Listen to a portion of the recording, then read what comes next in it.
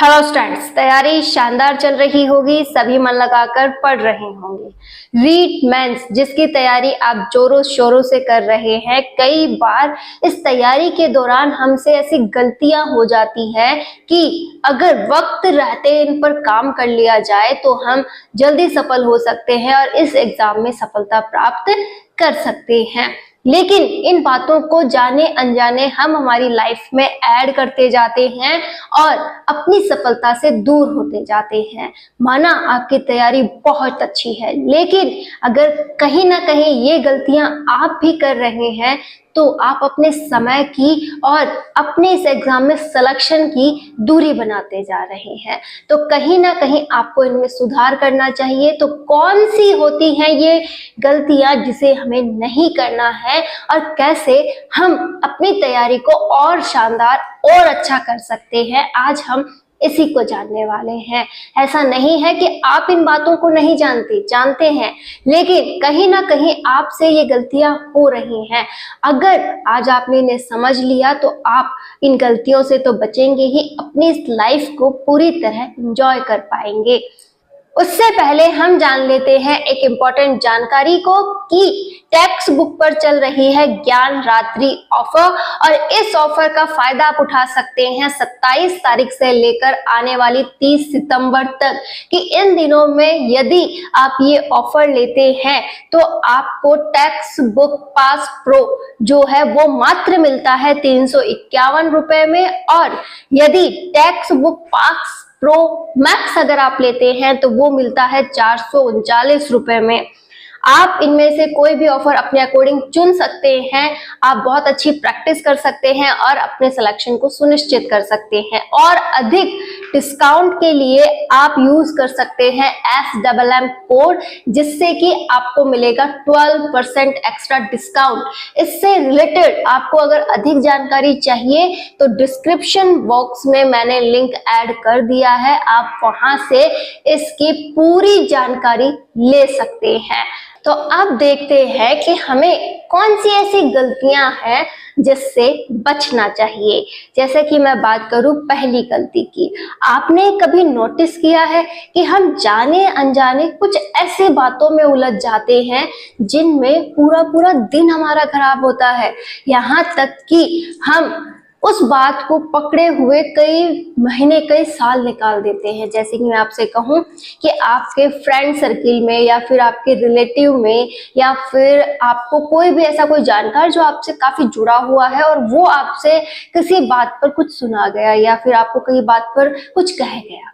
अब वो बात आपको इतनी बुरी लगी है कि आप उससे गश खा के बैठे हैं कि हाँ मुझे इस बात का बदला लेना है, या फिर आप उसके बराबर हो रहे हैं कि हाँ उसने मुझे ऐसा कहा तो मैं भी कहूँ, ठीक है, कि मुझे भी उसे दो बात सुनानी ही है, ठीक है। और कई बार तो हम वहीं पर उसके बराबर हो जाते हैं और कई बार वहां बराबर नहीं हुए तो क्या, उन बातों को हम बहुत लंबे समय तक अपने मस्तिष्क में रखते हैं और कहीं ना कहीं उसका लॉस तो कुछ नहीं होता और हमारे पूरे पूरे दिन का, कई घंटों का और यहाँ तक कि हमारे शरीर का भी लॉस हो जाता है। जैसे कई बार हमें उस बात को सोचते सोचे हाइपरटेंशन, बीपी जैसी प्रॉब्लम भी हो जाती है। तो क्या है इस बात का तोड़? तो आपको पहले तो ये करना है कि उसकी जुबान जैसी है वो जैसा है आपको वैसा नहीं बनना, क्योंकि आप खुद में खुद हो। अगर उसके जैसे बन गए तो आप में और उसमें फर्क क्या रहा? आप तो उसके जैसे हो गए, आपको एक इंसान ने इफेक्ट कर दिया, मतलब आप पे सेल्फ कंट्रोल नहीं है ना। एक छोटी सी बात मैं आपसे कहूं कि अगर आप रोड पे जा रहे हैं और वहां पर एक सुअर जो कीचड़ में लौट रहा है, ठीक है, अब उसकी वजह से आपके शर्ट पर 2-3 छींटे लग गए, आप थोड़े से गंदे हो गए, तो क्या आप उससे बदला लोगे? और बदला लेने के लिए अगर उसके बराबर भी हो गए तो वो तो पहले से गंदा है, आपको तो वो कोई इफेक्ट होना ही नहीं है ना उसका। अगर आप कुछ करते हो तो उसके तो कोई फर्क पड़ेगा ही नहीं, कीचड़ उसके क्या लगा लोगे, वो तो पहले से ही कीचड़ में है। लेकिन आपका उल्टा दुगना नुकसान हो जाएगा, आप और ज्यादा गंदे हो जाओगे। यही फर्क है उस व्यक्ति में और हम में। कि अगर वो आपसे कोई बात कह रहा है और आप उसके बराबर हो रहे हो तो आप उसके जैसे हो रहे हो, उसने आपको अपने जैसा बना लिया है। जबकि हमें हम पे कंट्रोल होना चाहिए, हमें उसके बराबर नहीं होना है। इससे देखो हमारा फायदा क्या होगा, एक तो हम पूरी तरह से स्वस्थ और स्वच्छ रह गए कि स्वच्छ भी हैं, कैसे उसके जैसे नहीं हुए। स्वस्थ इसलिए है क्योंकि हमने बेवजह की टेंशन नहीं ली और हमारे मस्तिष्क में भी बेवजह का कचरा उसकी वजह से नहीं आया, क्योंकि आप उसे बदल नहीं सकते, वो उसकी प्रवृत्ति हो गई है। जिस दिन बदलना है वो खुद बदलेगा, लेकिन हम खुद को बदल सकते हैं कि क्यों बेवजह की बातों में अपना समय व्यर्थ करना। और रही दूसरे पॉइंट की बात की, मैंने उसे उस समय कुछ नहीं कहा, लेकिन उस बात को मैं अपने अंदर लंबे समय से लेकर बैठ गया, तो कहीं ना कहीं उसमें भी तो आप अपना लॉस कर रहे हो कि घंटों आप उस बात को सोच रहे हो, उसने मुझे ऐसा कहा, मैं ऐसा कर दूंगा, वो कर दूंगा, वो कर दूंगा। तो आपको ये भी नहीं करना है। हाँ, माना आपकी सेल्फ रिस्पेक्ट पे बहुत अधिक प्रहार किया गया उन बातों से, तो आप एक गांठ जरूर बांध सकते हैं कि मुझे इसे जवाब देना है, अपने आप को प्रूफ करते हुए। इसके बराबर नहीं होना, इससे वो बदला नहीं लेना। इस बात को मैं पॉजिटिव लूं और अपने अंदर परिवर्तन लाते हुए मुझे क्या करना है, अपने आप को प्रूफ करना है, अपने फील्ड में टॉप करना है। जैसे उसने मुझे कहा कि तेरे बस का कुछ नहीं है, तो उससे कुछ नहीं हो सकता, तो अपनी लाइफ में किसी भी एग्जाम में नहीं निकल सकता। ठीक है, अब आप उसे वो बातें उल्टा लेकर मत सोचिए, उसने मुझे ऐसा कह दिया, वो कह दिया, जो भी है आप उसको छोड़ो। आपको बस एक ही बात समझनी है, जो उसने कहा मुझे उसका उल्टा उसे करके दिखाना है। हाँ, मुझे सफल होना है, हाँ, मुझे 100% अपने आप को देते हुए तैयारी करनी है, और जितना बेस्ट मैं करूं उतना ही ज्यादा मुझे अपनी इस फील्ड में सफलता मिलेगी। और एक दिन हाँ, मैं उसे करके दिखा दूंगा कि मैं बहुत कुछ हूँ और मुझे दिखाने की जरूरत नहीं पड़ेगी। उस दिन उसे खुद ही इस बात का पछतावा हो जाएगा। तो आपको ये वाला समय अपने लिए बचाना है। और मैं ये बात आज आपसे इसलिए कह रही हूँ क्योंकि हम अधिकतर उसी कैटेगरी में आते हैं, हम सभी में यही प्रॉब्लम है। मैं आपसे आज ये बात क्यों कह पा रही हूँ, क्योंकि ये मेरी लाइफ का खुद का एक्सपीरियंस रहा है। आज जाकर इन 5-6 सालों में मैंने इन चीजों पर गौर करते हुए अपनी पूरी तरह से लाइफ को चेंज कर लिया है। लेकिन अभी भी मेरे जैसे आप छोटे भाई बहन जो मेरे हैं, वो शायद इस प्रॉब्लम में उलझे हों और हमारे समय का हम कहीं ना कहीं खुद ही जिम्मेदार है खराब करने के लिए। तो आपको अभी सुधर जाना चाहिए, क्योंकि कुछ ऐसी बातें होती है जो हमें एक्सपीरियंस सिखाता है। और ये मैंने खुद अनुभव किया है कि अगर हमें इन बातों पर गौर नहीं करते हुए अपनी लाइफ पर फोकस कर लिया ना, तो हम अपनी लाइफ में तो जीतेंगे ही, दुनिया हमें सलाम भी करेगी। हम जहाँ खड़े होंगे वहां पर हमें पूछा जाएगा कि ये फला व्यक्ति है और ये इस तरीके का है। और अगर आप उनकी तरह जो मुंह में है जो बोलते हैं, जहां खड़े हैं वहीं पे कोई होश नहीं है आपके मुंह से कौन से शब्द निकल रहे हैं, आप किस बॉडी लैंग्वेज में खड़े हैं, आप किस तरीके के व्यक्तित्व को दर्शा रहे हैं, ये वाला पॉइंट भी मैटर करता है। अगर आप अपनी में रहते हैं, अपनी में रहने से मतलब होता है कि बेवजह की बातों में टांग नहीं अड़ाना, बेवजह के कामों में इंटरफेयर नहीं करना। अगर कोई व्यक्ति डिस्कशन भी कर रहे हैं, किसी की बुराई करना या कुछ और करना या किसी भी प्रकार की कोई बातचीत वहां चल रही है, तो अगर आप सुनने मात्र तक सीमित हैं, वहां पर उनमें शामिल नहीं होते हैं, तो भी बहुत अच्छा है। और मैं तो कहूँ कि ऐसी जगहों से बचना ही चाहिए, क्योंकि अगर हम वहां शामिल होते हैं तो जैसे ही हम वहां से लौटेंगे अगला विषय हमारा ही होगा कि देख वो कैसा था। तो ये वाला पॉइंट भी हमें बिगाड़ता है। अगर हमें इस समय इस जमाने के अकॉर्डिंग चलना है तो हमें खुद में रहना पड़ेगा, हमें हर वक्त खुद में सोचना पड़ेगा। और देखिएगा, एक बार आप खुद पर विचार कीजिए, खुद पर सोच विचार करते हुए अपनी लाइफ में छोटे छोटे परिवर्तन लाने की कोशिश कीजिए कि हाँ, मुझे हर दिन एक अच्छा रूटीन बनाना है, हर दिन जिंदा दिली के साथ जीना है। जैसे आप सुबह जल्दी उठते हैं पढ़ने के लिए, बहुत अच्छी बात है, आप सुबह उठिए, अपने दैनिक कार्य कीजिए और अपने आप से 10-15 मिनट जितना भी आपको समय मिले अपने साथ बिताइए। जैसे कि हाँ, मैं बहुत अच्छा करूँगा, मैं अपनी लाइफ में बहुत आगे जाऊँगा, मुझे अपने स्वास्थ्य का ध्यान रखना है, मुझे ये योगासन वगैरह जो मैं करता हूँ मुझे करना है और बहुत अच्छे से अपनी लाइफ को एंजॉय करना है। ठीक है, आप सुबह सुबह योग कर सकते हैं। उस समय जब आप ध्यान लगाएंगे तो आपसे जो नेगेटिविटी सारे, कहते हो ना आप, हमारा मस्तिष्क जो है वो पता नहीं कहाँ कहाँ भागता फिरता है, पता नहीं कहाँ कहाँ से इसके सामने बातें आ जाती है। मैं पढ़ने बैठूं तो 10 विचार मेरे सामने चलने लगते हैं। ठीक है, होता होगा आपके साथ भी, जब आप पढ़ते हैं तो आपके ख्याली पुलाव पता नहीं कहाँ कहाँ कौन कौन सी दुनिया में घूमकर आपके सामने आते हैं और आप पढ़ नहीं पाते हैं। और ये रीजन होता है हमारे ध्यान केंद्रित न होने का। तो अगर हम 10 से 15 मिनट का स्कोर लेते हुए रोज भी अगर ध्यान लगाते हैं तो हम ध्यान लगाना सीख जाते हैं और जब पढ़ने बैठते हैं तो भी इसका फायदा हमें होगा। अरे क्यों ना हम पॉजिटिविटी की ओर लौटे। आज अगर मैं एक शब्द आपके सामने रखूं, शायद आपको भी ऐसा लग रहा होगा कि कहीं ना कहीं हम पुराने जमाने में लौट रहे हैं ना। मानते हो क्या इस बात को?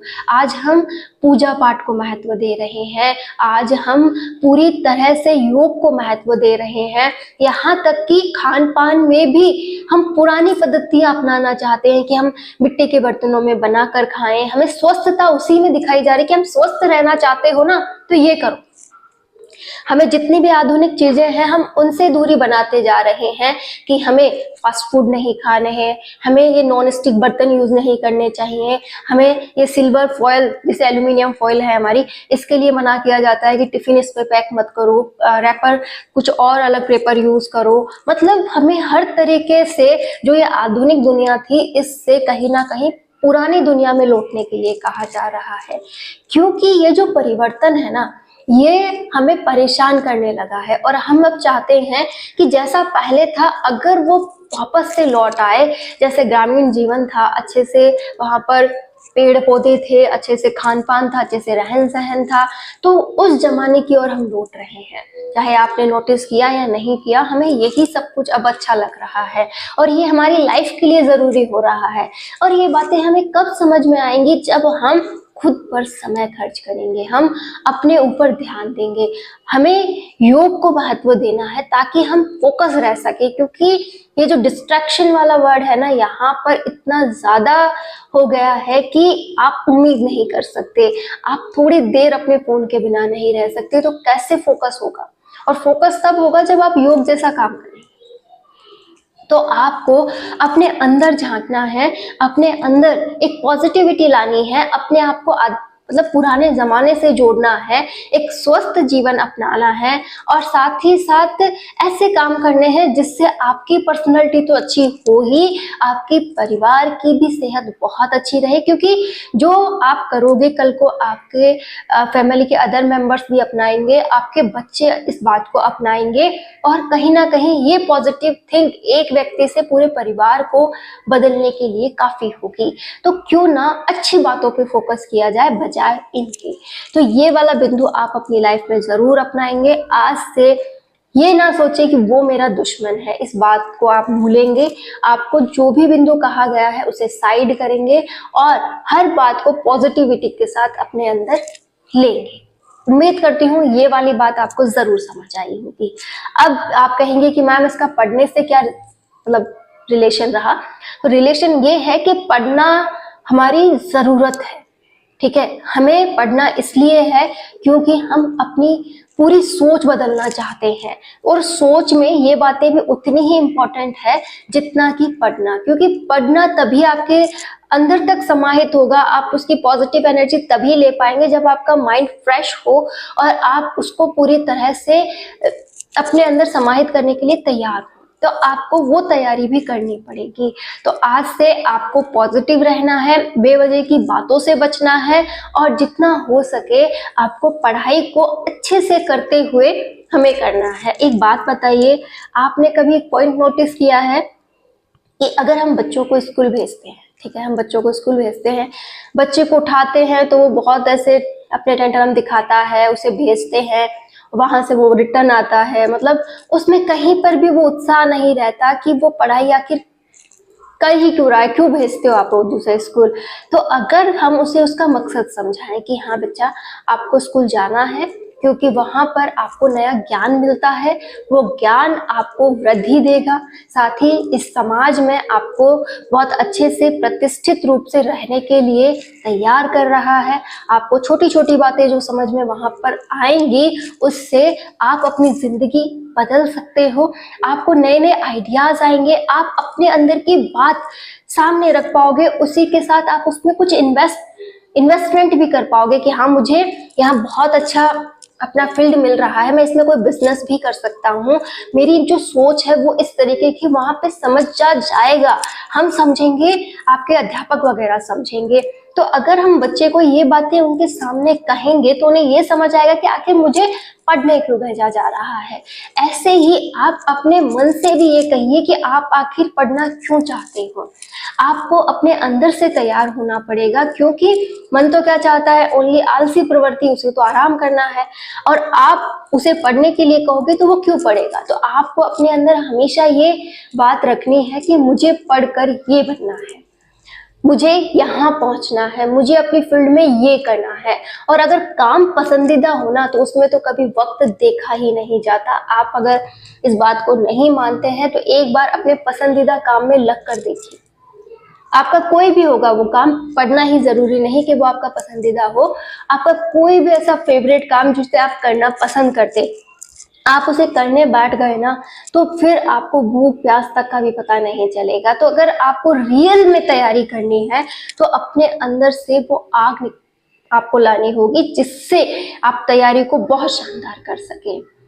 आपकी यही आदत आपको बहुत आगे ले जाएगी। और बात कर लेते हैं रीड मेंस 3rd ग्रेड से रिलेटेड कि मैम एग्जाम डेट कब तक ये रहने वाली है या फिर आगे जाने वाली है। देखिए, अगले महीने तक दिवाली पर आप ये मान सकते हैं कि लेवल 2 को आपका जो गिफ्ट है वो मिल जाएगा। लेवल 2 के लिए वैकेंसी आ चुकी होगी। जहां तक उम्मीद ये है कि डीपीसी वाला जो मामला है वो एक बार पूरा कंप्लीटली अच्छे से सॉल्व हो जाए, तो अक्टूबर में हर हाल में आपके सामने क्या आ जाएगी, वैकेंसी आ जाएगी। और जैसा कि सामने कितने महीने बचेंगे, नवंबर दिसंबर, और इसके बाद जनवरी में जब पेपर की बात आती है तो 3 महीने मिनिमम पेपर के बीच में होने चाहिए थे। अगर वो पूरे बैठते हैं तो जनवरी में इनका पेपर हो सकता है, और कुछ चांसेस ऐसे भी हैं कि डेट आगे जा सकती है। लेकिन लेवल 1 वालों के लिए अगर बात करें तो उनका तो काफी लंबे समय से वैकेंसी आई हुई है, तो उनकी डेट आगे जाने की संभावना अभी लग नहीं रही है। क्या होता है, दोनों का साथ करवाया जाता है या फिर आगे पीछे होता है, अभी कुछ नहीं कहा जा सकता। लेकिन एक उम्मीद ये है कि आप जमकर तैयारी करें, अपने आप को पूरी तरह से जनवरी के लिए तैयार रखें। कुछ भी एक्सक्यूज आपको नहीं तो सर्च करने हैं कि एग्जाम डेट कब आएगी, एग्जाम फॉर्म कब आएंगे, कुछ मत सर्च करो। जितना भी समय आपके पास है उसमें ओवरऑल पढ़ाई के लिए आप समय खर्च करो। आपको बस पढ़ाई पे फोकस करना है। फॉर्म भी आएंगे, फॉर्म भरे भी जाएंगे, साथ ही साथ एग्जाम डेट जो है वो ये भी हो सकती है और आगे भी जा सकती है, लेकिन ज्यादा आगे नहीं जाएगी। मार्च तक पेपर आपको करवा दिए जाएंगे या फिर लास्ट जून अगर जाती भी है तो आपके लिए तो प्रॉफिट है ना, कि यहाँ समय मिल गया और फिर से आपको पढ़ने का बहुत अच्छा समय मिल गया। तो हमें तो हर तरीके से प्रॉफिट ही हो रहा है। तो आप इन बातों पे गौर ना करें और 100% पढ़ने को समय दें। और यही वो तरीका होगा जिससे कि आप अपनी लाइफ को बहुत अच्छा बना सकते हैं। तो प्लीज अपने समय की कीमत समझें और अपना 100% देते हुए तैयारी करें। All the best.